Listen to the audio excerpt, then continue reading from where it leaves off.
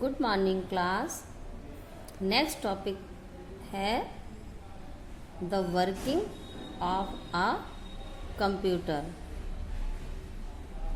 Computer एक electronic machine होता है जो इलेक्ट्रॉनिक सिग्नल्स पर वर्क करता है और जो भी ऑपरेशंस परफॉर्म होते हैं वह किसी भी विभिन्न प्रकार की जो भी प्रॉब्लम्स होती हैं उनको शीघ्रता से सॉल्व करने के लिए होते हैं। बेसिकली कंप्यूटर सिस्टम 4 विभिन्न प्रकार के ऑपरेशंस परफॉर्म करता है। ये हैं इनपुट, प्रोसेसिंग, आउटपुट और स्टोरिंग। इनपुट जो भी डेटा या इंस्ट्रक्शंस हम कंप्यूटर में एंटर करते हैं वह इनपुट डिवाइस के थ्रू कंप्यूटर में रिसीव होते हैं, जैसे कि कीबोर्ड, माउस आदि। प्रोसेसिंग जो होती है वह जो डेटा हमने एंटर किया होता है उस पर होती है, मतलब उसको इंफॉर्मेशन में कन्वर्ट करती है और यह प्रोसेसर के थ्रू होती है सीपीयू की हेल्प से। मतलब जो भी हम डेटा कंप्यूटर में भेजते हैं या एंटर करते हैं तो उस पर इंफॉर्मेशन आने से पहले, डेटा इंटर के बाद और इंफॉर्मेशन आने से पहले जो भी कार्य हो रहा है वह क्या कहलाता है? वह प्रोसेसिंग कहलाता है। आउटपुट प्रोसेसिंग के बाद जो भी इंफॉर्मेशन डिस्प्ले होती है वह यूजर के लिए जो भी डिस्प्ले दिखाई देता है वह क्या कहलाता है? वह आउटपुट कहलाता है। और जो आउटपुट डिवाइस के थ्रू होता है जैसे कि मॉनिटर, प्रिंटर, ये सारी डिवाइसेस आउटपुट कहलाती हैं। स्टोरिंग जो भी प्रोसेस सेविंग का होता है, मतलब डेटा को सेव करने के लिए जो भी प्रोसेस होता है और इंफॉर्मेशन सेव करने के लिए होती हैं जो फ्यूचर में परफॉर्म की जा सकें या यूज़ की जा सकें, वो सारी की सारी जो भी प्रोसेस होती है वह स्टोरेज डिवाइस में होती हैं, जैसे कि hard disk, CD ROM, pen drive. मतलब ये सारी की सारी जो हैं ये स्टोरेज डिवाइसेस कहलाती हैं जिनमें डेटा फ्यूचर के लिए स्टोर किया जाता है, जो इंफॉर्मेशन के रूप में होता है। कोई भी डेटा पहले हम इनपुट करते हैं, उसके बाद उस पर प्रोसेसिंग होती है, फिर आउटपुट आता है और वही आउटपुट सेव हो जाता है, स्टोर हो जाता है।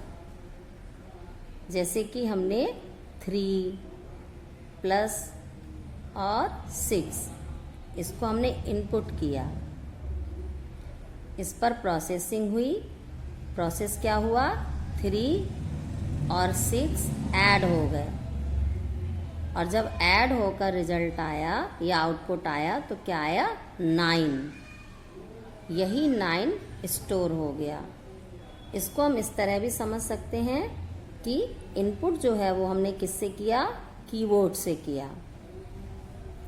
और प्रोसेसिंग कैसे हुई? प्रोसेसर के थ्रू हुई और यही मॉनिटर पर आउटपुट हो गया और इसी को हार्ड डिस्क में स्टोर कर लिया गया।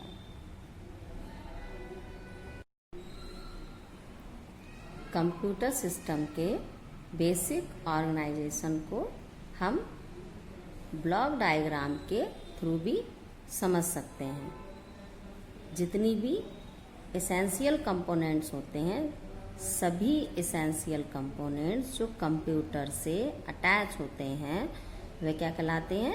सभी पेरिफेरल्स डिवाइसेस कहलाती हैं। हम सिस्टम यूनिट को इस तरह से भी समझ सकते हैं कि इसमें इनपुट यूनिट अटैच होता है जिससे हम डेटा अंदर भेजते हैं और यह डेटा कंट्रोल यूनिट के द्वारा इस डेटा का प्रवाह को कंट्रोल किया जाता है। डेटा का प्रवाह का मतलब कि क्या चीज़ मेमोरी यूनिट में सेव होगी, प्रोसेस के बाद क्या चीज़ आउटपुट होगी, क्या स्टोर होगा, ये सारा का सारा जो भी डेटा का प्रवाह है ये कंट्रोल यूनिट कंट्रोल करता है।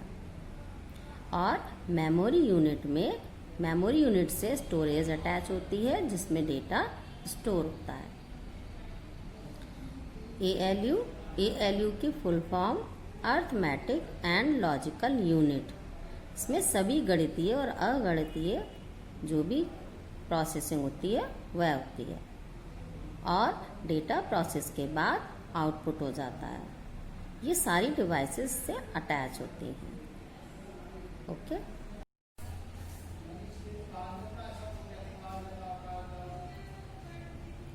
होमवर्क में आपको ये जो क्वेश्चन दिए हुए हैं ये लिखने हैं। कुछ क्वेश्चन पहले भी करवा चुकी हूँ तो मैं पूरे क्वेश्चंस इसलिए दोबारा दिखा रही हूँ जिनके पूरे ना हुए हों, कंप्लीट ना हुए हों, वो अपना काम, अपना जो भी वर्क है वो कंप्लीट कर लेंगे। देख लीजिए, ये क्वेश्चन है जो मैं आपको वन बाय वन शो करा रही हूँ।